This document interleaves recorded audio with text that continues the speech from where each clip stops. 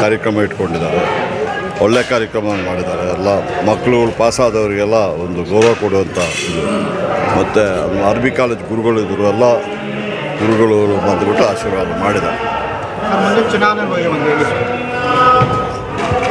ನಾನು ಈಗಾಗಲೇ ಭಾಷಣದಲ್ಲಿ ಹೇಳಿದೆ, ಮುಂದಿನ ಚುನಾವಣೆ ಬಗ್ಗೆ ನಾನು ಮಾತಾಡೋದಲ್ಲ. ಈಗ ಚುನಾಯಿಸಿ ಕಳಿಸಿದ್ದಾರೆ ನನ್ನ MLA ಆಗಿ. ನಾನು ಕೆಲಸಗಳು ಮಾಡಿದ್ದೀನಿ, ಆ ಕೆಲಸಗಳ ವಿಚಾರ ಹೇಳಿದ್ದೀನಿ ಹೊರತು ಮುಂದಿನ ಚುನಾವಣೆಗೆ ಪ್ರಜಾಪ್ರಭುತ್ವದಲ್ಲಿ ಮತದಾರರಿಗೆ ಅವ್ರ ಹಕ್ಕು.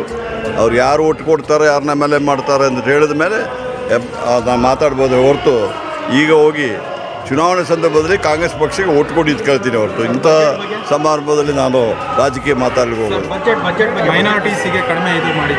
ಹೌದು, ತಮಗೆಲ್ಲ ಗೊತ್ತಿದೆ.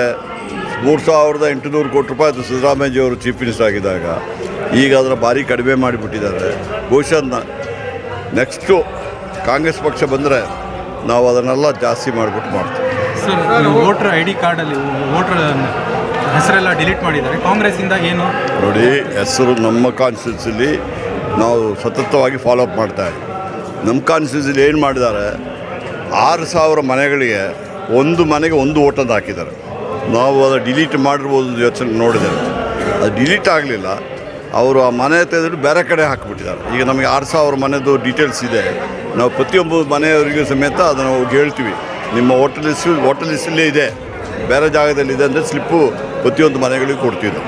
ಕಾಂಗ್ರೆಸ್ ಸರ್ಕಾರದಿಂದ ಗುರಿ ಏನಿದೆ ಸರ್? ಕಾಂಗ್ರೆಸ್ ಸರ್ಕಾರದಿಂದ ಗುರಿ ಏನಿದೆ ಇವಾಗ? ಕಾಂಗ್ರೆಸ್ ಸರ್ಕಾರ ಯಾವಾಗಲೂ ಆರ್ಥಿಕವಾಗಿ ಹಿಂದುಳಿದವರಿಗೆ, ಎಲ್ಲ ಧರ್ಮದವರಿಗೆ, ಎಲ್ಲ ಇವರಿಗೆ, ಅದರಲ್ಲಿ ಅಲ್ಪಸಂಖ್ಯಾತರಿಗೆ ಮತ್ತು ಪರಿಶಿಷ್ಟ ಜಾತಿ ವರ್ಗದವರಿಗೆ ಎಲ್ಲರಿಗೂ ಒಳ್ಳೆ ಕೆಲಸಗಳನ್ನ ಮಾಡಿಕೊಂಡು ಬಂದಿದ್ದೀವಿ. ನಮಗೆ ನಮ್ಮ ರೆಕಾರ್ಡ್ ನೋಡಿದ್ರೆ ನಿಮ್ಗೆ ಗೊತ್ತಾಗ್ತದೆ. ಅದಕ್ಕೆ ನಾವು ಕಾಂಗ್ರೆಸ್ ಪಕ್ಷ ಯಾವಾಗಲೂ ದೀನದಲಿತರೊಟ್ಟಿಗೆ, ಆರ್ಥಿಕವಾಗಿ ಹಿಂದುಳಿದವರೊಟ್ಟಿಗೆ